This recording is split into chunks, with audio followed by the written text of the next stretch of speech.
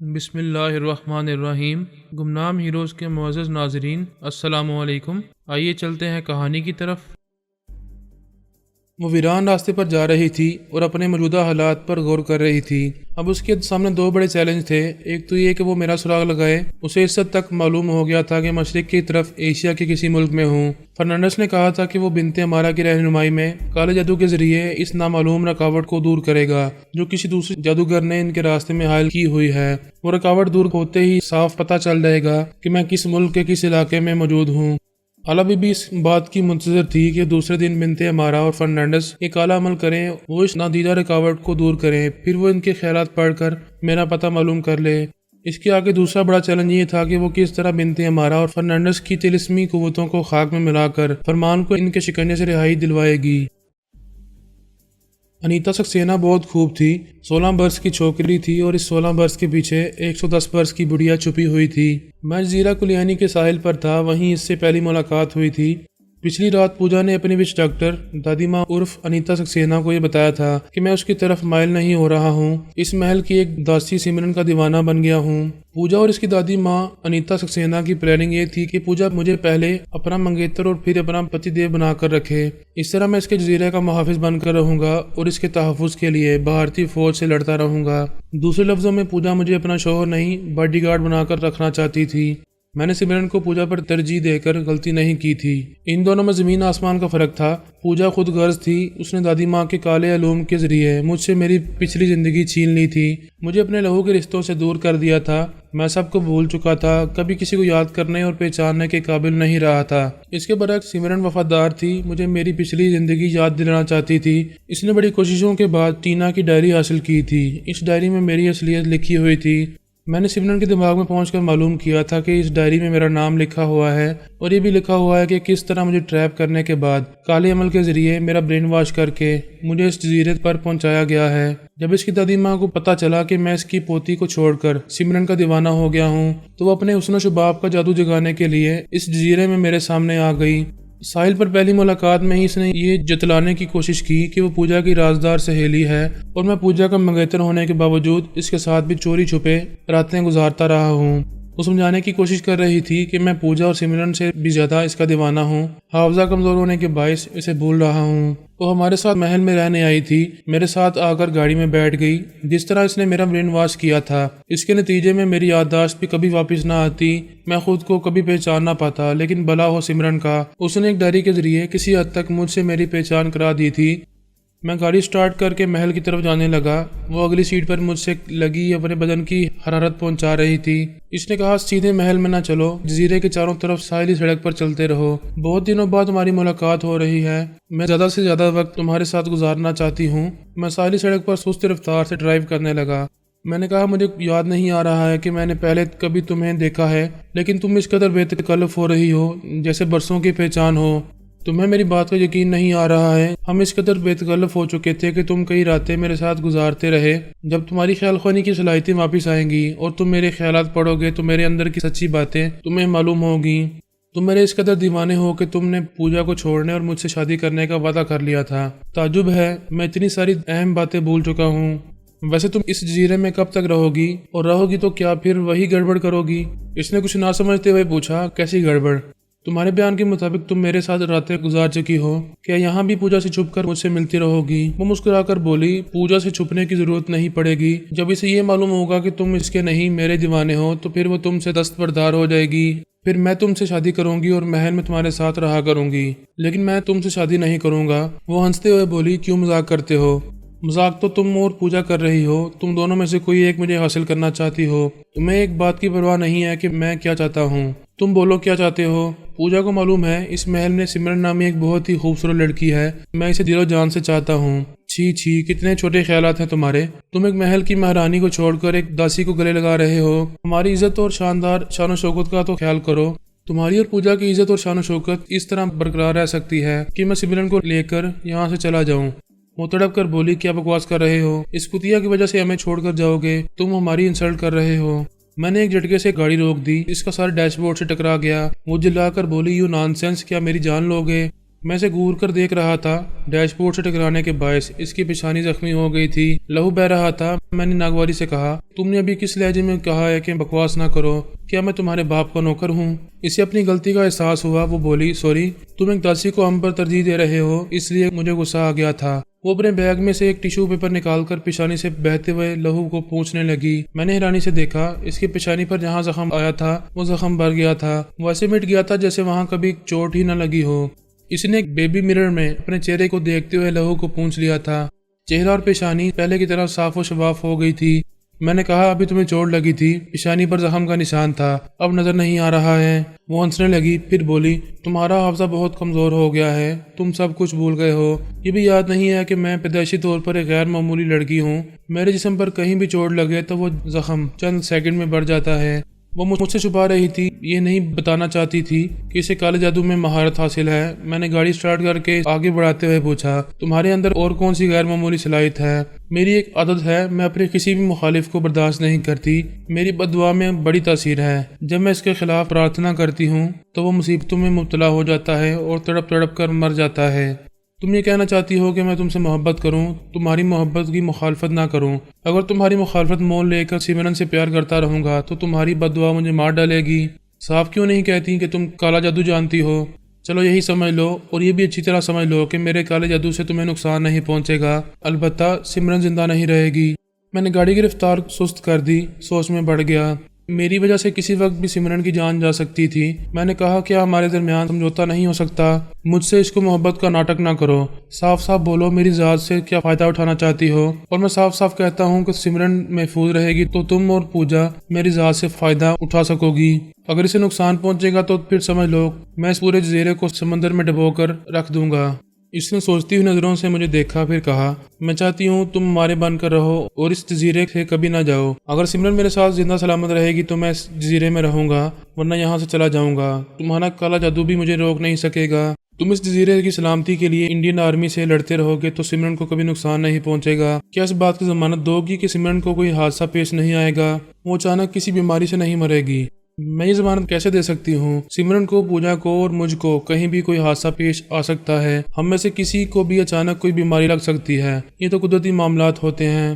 کالا جادو جاننے والے کی سب سے بڑی شیطانیت یہی ہوتی ہے کہ وہ قدرتی معاملات میں مداخلت کرتے ہیں۔ میں نادان نہیں ہوں، تم در پردہ اپنے کسی کالے عمل سے سمرن کو بیمار بنا سکتی ہو، اسے اندر ہی اندر اذیتوں میں مبتلا کر کے مار سکتی ہو۔ شبہ کرو گے تو سمجھوتا نہیں ہو سکے گا، ہمیں ایک دوسرے پر بھروسہ کرنا ہی ہوگا۔ مجھ پر بھروسہ کرو، میں سمرن کو کوئی نقصان نہیں پہنچاؤں گی۔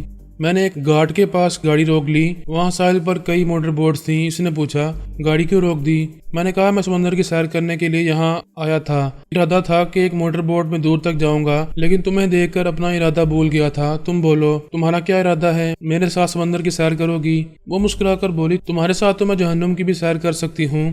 ہم گاڑی سے اتر کر ایک موٹر بوٹ کے پاس آئے۔ ساحل پر کھڑے ہوئے ملاح اور بوٹ ڈرائیور ہمیں دیکھ کر سلام کرنے لگے۔ وہ سب پوجا کے ملازم تھے۔ میں نے ایک ڈرائیور سے کہا، ہم اس بوٹ پر سمندر میں جائیں گے، تمہاری ضرورت نہیں۔ وہ میرے ساتھ بوٹ میں سوار ہو گئی۔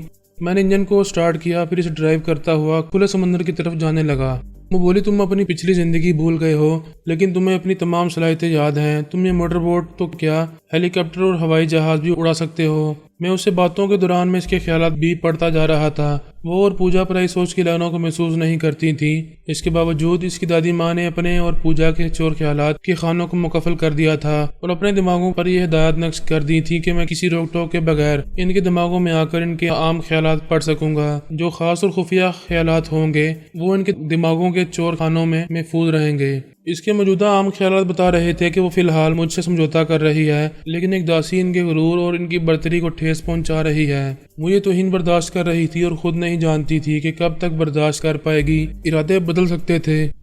اس نے پوچھا، تم خاموش کیوں ہو؟ کیا میرے بارے میں کچھ سوچ رہے ہو؟ ہاں دادی ماں، تمہارے بارے میں سوچ رہا ہوں۔ وہ ایک دم سے چونک کر بولی، تم مجھے دادی ماں کہہ رہے ہو؟ ہاں، تم دادی اور پوتی خود کو بہت چلاک سمجھتی ہو۔ وہ پریشان ہو کر بولی، کیا تم ہمارا رشتہ بھی جانتے ہو؟ کیا تمہاری دماغی کمزوری دور ہو گئی ہے؟ کیا تمہاری یادداشت واپس آ گئی ہے؟ تم اپنے چور خیالات کے خانوں کو لاگ کر کے سمجھ رہی تھی کہ تمہاری حقیقت مجھ سے چھپی رہے گی۔ مجھے کسی حد تک معلوم ہوا ہے کہ تم کالے جادو میں خطرناک حد تک مہارت رکھتی ہو۔ دنیا میں بڑے بڑے شہزور گزرے ہیں، لیکن وہ اپنی تمام شہزوری اور تمام مہارت کے ساتھ مٹی میں مل گئے۔ तुम भी अपने काले जादू के साथ समंदर में गर्क हो जाओ। वो सहम कर बोली, नहीं, ये तुम क्या कह रहे हो? मुझे गहरे समंदर में लाकर धोखा दे रहे हो। मैं भी अपने मंत्रों से तुम्हें जलाकर भस्म कर दूंगी। ये कहते ही वो मंत्र पढ़ने लगी। मैंने उसकी गर्दन दबोच ली, फिर गला दबाया तो वो मंत्र पढ़ने के काबिल न रही। काला जादू जानने वाले ऐसे वक्त मजबूर हो जाते हैं जब इन्हें फौरी जरूरत के वक्त मंत्र पढ़ने का मौका नहीं मिलता। इसे भी ये मौका नहीं मिल रहा था। वो खुद को मेरी गिरफ्त से छुड़ाने की कोशिशें कर रही थी। मैंने उसे ज्यादा हाथ पांव मारने का मौका नहीं दिया। इसे दोनों हाथों से उठा लिया। वो चीखने लगी, छोड़ो मुझे, छोड़ दो, पर हाथ तुम बहुत पछताओगे। मैंने उसे दोनों हाथों से उठाकर अपने सर से बुलंद किया, फिर कहा, मैं तो बाद में पछताऊंगा, अभी तुम समंदर में जाओ। ये कहते ही मैंने उसे समंदर में फेंक दिया। मोटर बोट को वापसी के लिए मोड़ लिया। वो पानी में हाथ पांव मार रही थी, कभी डूब रही थी, कभी उबर रही थी। मैं तेज रफ्तार मोटर बोट में दूर होता चला गया। आखिरी बार मैंने उसे डूबते देखा, फिर वो उबर न सकी। मैं साहिल पर वापस आ गया। वहाँ दूसरे बोट्समैन और साहिल पर काम करने वाले दूसरे लोगों ने मुझे सवालिया नजरों से देखा। मैं एक हसीन लड़की के साथ खुले समंदर में गया था और अब तन्हा वापस आया था। इन सब की नजरों में यही सवाल था कि वो हसीना कहाँ चली गई। मैं पूजा के हवाले से इस जजीरे का मालिक था, इन सब का आका था, इनका अन्नदाता था, इसलिए वो मुझसे कुछ पूछ नहीं सकते थे और पूछना जरूरी भी नहीं था। साफ समझ में आने वाली बात थी कि मैं इसे समंदर में फेंक आया हूँ। वहाँ मेरी गाड़ी खड़ी हुई थी। मैं इस गाड़ी में बैठकर इसे ड्राइव करता हुआ महल की तरफ जाने लगा। मैं अपनी दास्तान में ऐसे वाक़यात भी पेश करता रहता हूँ जो मेरी गैर मौजूदगी में सैकड़ों हज़ारों मील दूर रोनमा होते रहते हैं, और ये वाक़यात मेरी बेटी, बेटों और सोनिया को पेश आते रहते हैं। इन वाक़यात का इल्म मुझे बाद में होता है, लेकिन मैं दास्तान गोई में हुस्न तरतीब का ख्याल रखते हुए अपने ख्यालात के साथ इन वाक़यात को बयान करता रहता हूँ। इस वक्त भी मैं नहीं जानता था कि साहिल पर वापस आने के बाद मेरे पीछे समंदर में क्या हो रहा है। मैं उसे डुबो चुका था। समंदर शांत था, लेकिन वो शांत नहीं थी। हजारों फुट गहरे पानी से वो आहिस्ता आहिस्ता उभरने लगी। पानी की सतह पर गर्दन तक बाहर निकल आई। वो डूबते वक्त 16 बरस की हसीन दोशीदा थी। वहां से उभरते वक्त 110 बरस की खबीस बुढ़िया दिखाई दे रही थी। सोनिया मेरी तलाश में निकल चुकी थी। वो मुझे दुनिया के एक सिरे से दूसरे सिरे तक तलाश करने का आज़म कर चुकी थी। जनाब तबरीज़ी ने ये पेशगोई की थी कि जब वो मुझे तलाश करती हुई मुझसे 1000 किलोमीटर के फासले तक पहुंच जाएगी तो उसके सूंघने की गैर मामूली हिस्स बेदार हो जाएगी। वो मेरे जिस्म की मखसूस महक को सूंघती हुई मुझ तक पहुंच जाएगी। दुनिया के एक सिरे पर अमेरिका और दूसरे सिरे पर जापान था। इसने प्लानिंग की कि वो मुझे अमेरिका से ढूंढना शुरू करेगी, वहां से तमाम ममालिक के दुश्वार गुजार इलाकों में जाती रहेगी। इस तरह दुनिया के दूसरे सिरे तक जापान तक पहुंच जाएगी। किसी न किसी इलाके में मेरी मखसूस महक इसे जरूर मिलेगी। पहले वो इंतहाई शिमाल में ग्रीनलैंड गई थी। वहाँ साल के 12 महीने बर्फ जमी रहती है। दरख्त और मकानों पर भी बर्फ छाई रहती है। दरवाजों के सामने बेलचों से बर्फ हटाकर अंदर जाने का रास्ता बनाया जाता है। वहाँ इंसानी आबादी कम है। सोनिया ने इंतहाई शिमाल में प्रिंस क्रिश्चियन लैंड से जुनूब में किंग फ्रेडरिक लैंड तक मुझे तलाश किया। हर शहर और इलाके में कहीं एक दिन और कहीं 2-4 घंटे रहकर मगरब में फैले हुए बेशुमार जजीरों में घूमती फिरती रही। सर्दी ऐसी शदीद थी कि वो होटल और गेस्ट हाउस में बाहर से आती तो इसके ऊनी और चर्मी लिबास पर बर्फ जमी रहती थी। वो बदतरीन मौसम से लड़ती हुई मुझे ढूंढ रही थी। इन बर्फानी इलाकों में आई बैंक, किडनी बैंक तकरीबन हर बड़े जजीरे में है। वहाँ की ठंडक में अतिये के तौर पर हासिल होने वाली आंखें और गुर्दे कई घंटों तक महफूज रहते हैं। वहाँ से अमेरिका की तमाम रियासतों में ये एहतियात जरूरतमंदों तक पहुँचाए जाते हैं। विक्टोरिया आइलैंड पहुंचने के बाद सोनिया को जुकाम हो गया। इसने बहुत अरसे के बाद बर्फानी इलाकों में दिन रात गुजारे थे, इसलिए कुछ अलील हो गई। इलाज के लिए एक अस्पताल में आई। वहाँ के सीनियर डॉक्टर लार्सन ने इसका मुआयना करते हुए कहा, तुम बहुत ही खूबसूरत और स्मार्ट हो, तुम्हारी उम्र क्या होगी? वो मुस्कुराकर बोली, औरतों से इनकी उम्र नहीं पूछना चाहिए। वैसे मैं कई जवान बच्चों की माँ हूँ। मजाक कर रही हो, कोई यकीन नहीं करेगा कि तुम शादीशुदा हो। मैं किसी को यकीन दिलाना भी नहीं चाहती।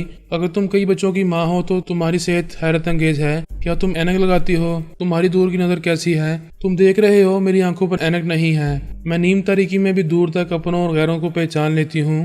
तुम्हारी करीब की नज़र कैसी है? क्या पढ़ते लिखते वक्त ऐनक लगाती हो? मैं सिर्फ ज़ुकाम के लिए दवा लेने आई हूँ और तुम ऐसे सवालात कर रहे हो जैसे मुझे कोई तशवीशनाक खुफिया बीमारी हो। वैसे मेरी करीब की नज़र भी इतनी तेज है कि मैं तुम्हारे मूंछों में एक तिनका देख रही हूँ। आए। इसने अपनी मूंछों पर हाथ रखा, फिर 2 उंगलियों से इन्हें टटोलने लगा। सोनिया ने एक उंगली से इशारा करते हुए कहा, उधर नहीं, इधर, हाँ जरा नीचे। चोर की दाढ़ी में तिनका होता है मगर वो तुम्हारी मूंछों में है। वो तिनका मूंछों से निकल आया। वो हैरानी से बोला, वाकई तुम्हारी नज़रें बहुत तेज हैं। तुम्हें मेरी नज़रों से इतनी दिलचस्पी क्यों है? میرے اسپتال میں آئی بینک ہے جن لوگوں کی بینائی ہر پہلو سے درست ہوتی ہے۔ میں انہیں ہدایت دیتا ہوں اور سمجھاتا ہوں کہ انہیں اپنی آنکھوں کا عطیہ دینا چاہیے۔ یہاں باقاعدہ قانونی طور پر تحریری وصیت لکھائی جاتی ہے۔ موت کے بعد یہ آنکھیں نکال کر کسی ضرورت مند کو دی جا سکتی ہیں۔ میں اپنا دل، اپنی آنکھیں اور اپنے گردے پہلے ہی ایک اسپتال میں ڈونیٹ کر چکی ہوں۔ میرے موت کے بعد میرے جسم سے یہ سب نکال کر ضرورت مندوں کو دے دیے جائیں گے۔ تم بہت دل والی ہو، انسان دوست ہو۔ میں یہاں برسوں سے ہوں، تمہیں پہلے کبھی نہیں دیکھا۔ میں فرانس کی رہنے والی ہوں، ایک ساتھی کی تلاش میں نکلی ہوں۔ دنیا کے ایک سرے سے دوسرے سرے تک اسے تلاش کرنے کا عزم ہے۔ پھر تو وہ ساتھی بہت ہی خوش نصیب ہے۔ تمہاری جیسی حسینہ اس کی تلاش میں بھٹک رہی ہے۔ کیا یہاں بالکل تنہا ہو؟ ہاں، ہوٹل کارلوس میں ہوں۔ آج طبیعت سنبھل جائے گی تو کل کسی فلائٹ سے الاسکا چلی جاؤں گی۔ ڈاکٹر نے اسے نسخہ لکھ کر دیتے ہوئے کہا، جانے سے پہلے کیا ایک شام میرے ساتھ گزارو گی؟ میں اس جزیرے کی سیر کرنا چاہتی ہوں، ہو سکتا ہے میرا ساتھی بھی یہیں کہیں مل جائے۔ ٹھیک ہے، آج شام 5 بجے ہوٹل میں آؤں گا، تمہیں اپنی کار میں لے چلوں گا۔ تم چاہو گی تو ہم ایک حسین رات بھی گزار لیں گے۔ سوری، میرے بارے میں اتنی دور تک نہ سوچو، ڈنر کے بعد تم گھر جاؤ گے۔ وہ اسپتال سے باہر آئی، پھر ٹیکسی میں بیٹھ کر اپنے ہوٹل پہنچ گئی۔ وہ جزیرہ 1000 کلومیٹر کے رقبے میں پھیلا ہوا تھا۔ جناب تبریزی نے اس سے کہا تھا کہ میں کہیں 1000 میل کے رقبے میں رہوں گا تو وہ میری بو سونگ لے گی، ایسے ہی وقت اس کے سونگنے کی حس بیدار ہو جائے گی۔ اس جزیرے میں پہنچنے کے بعد اسے معلوم ہو گیا کہ میں وہاں نہیں ہوں۔ پھر بھی وہ ایک ٹیکسی میں بیٹھ کر جزیرے کے ایک سرے سے دوسرے سرے تک گئی تھی۔ 1 گھنٹے کے اندر یقین ہو گیا کہ میں وہاں نہیں ہوں۔ اس نے اسی وقت ایئرپورٹ آ کر الاسکا جانے کے لیے معلومات حاصل کی۔ پتہ چلا کل صبح سے پہلے کوئی فلائٹ نہیں ہے۔ اس نے فلائٹ میں ایک سیٹ حاصل کر لی تھی۔ اب اسے کل صبح کا انتظار تھا۔ اسے وہ رات جزیرے میں گزارنی تھی۔ وہ ہوٹل میں آ کر 4تھے فلور پر جانے کے لیے لفٹ کے اندر آئی۔ وہاں ایک عورت پہلے سے موجود تھی۔ اس کی حالت سے عیاں تھا کہ اس کے یہاں آج کل میں ولادت ہونے والی تھی۔ 4تھے فلور پر پہنچنے تک سونیا نے اسے توجہ سے دیکھا۔ وہ بہت خوبصورت تھی، مکمل عورت نہیں لگ رہی تھی، 20-22 برس کی لڑکی دکھائی دیتی تھی۔ کسی نے وقت سے پہلے اسے ماں بنا دیا تھا۔ لفٹ 4تھے فلور پر رک گئی، دروازہ کھل گیا۔ وہ باہر جاتے جاتے لڑکھڑا گئی۔ سونیا نے اسے تھام لیا، اسے لفٹ سے باہر لاتے ہوئے بولی، کس روم میں جاؤ گی؟ اس نے کمزور سی آواز میں کہا، 408۔ اوہ، تم تو میرے ساتھ والے کمرے میں ہو، میں 409 میں ہوں۔ وہ اسے سہارا دے کر کمرے تک لائی۔ اس نے کہا، شکریہ، اب میں چلی جاؤں گی۔ سونیا نے اس کے ہاتھ سے چابی لے کر کہا، تکلف نہ کرو، میں تمہیں بیڈ پر لٹاؤں گی، تمہارے آرام کا خیال کروں گی، پھر جاؤں گی۔ میری کوئی خاص مصروفیت نہیں ہے۔ وہ دروازہ کھول کر اس کے ساتھ اندر آئی، پھر پوچھا، کیا تم اکیلی ہو؟ وہ تھکے ہوئے انداز میں بیڈ کے سرے پر بیٹھ کر بولی، ہاں اکیلی ہو گئی ہوں۔ تمہارا شوہر کہاں ہے؟ الاسکا میں ہے، میں کل صبح کی فلائٹ سے جا رہی ہوں۔ سونیا نے مسکرا کر کہا، پھر تو الاسکا تک ہمارا ساتھ رہے گا، میں بھی اسی فلائٹ سے جانے والی ہوں۔ پھر اس کی طرف دیکھ کر معنی خیز انداز میں پوچھا، ویسے تمہارے ہاں ولادت کب تک متوقع ہے؟ ڈاکٹر کیا کہتے ہیں؟ ڈاکٹر کہتے ہیں میں 1 ہفتے تک ماں بن جاؤں گی۔ تمہیں تکلیف سے زیادہ پریشانی ہے، بلکہ تم خوفزدہ ہو۔ اس نے چونک کر سونیا کو دیکھا، پھر ہچکچاتے ہوئے بولی، نہیں، میں خوفزدہ تو نہیں ہوں، مجھے بھلا کس کا ڈر ہوگا، میں تو خوش ہوں۔ کل 1.5 گھنٹے کی پرواز کے بعد اپنے خاوند کے پاس پہنچ جاؤں گی۔ سونیا نے گاڑ گاڑ کا پانی پیا تھا، انسانی چہرے پڑھنا جانتی تھی۔ اس نے پوچھا، تمہارا خاوند تمہیں یہاں تنہا چھوڑ کر کیوں گیا تھا؟ اسے وہاں نئی ملازمت ملی ہے، وہ ایک کرائے کا مکان حاصل کرنے کے بعد مجھے بلا رہا ہے۔ کل میں جاتے ہی اس کے گلے لگ جاؤں گی۔ عورت جب اپنے مرد سے گلے لگنے کی بات کرتی ہے تو خوشی سے کھل جاتی ہے۔ اس کے چہرے پر خوشی نہیں تھی، آنکھوں سے خوف جھلک رہا تھا۔ سونیا نے کہا، سردی زیادہ ہے، کافی پینا چاہو گی؟ نہیں شکریہ، اب میں آرام سے سو جاؤں گی، تم بھی آرام کرو۔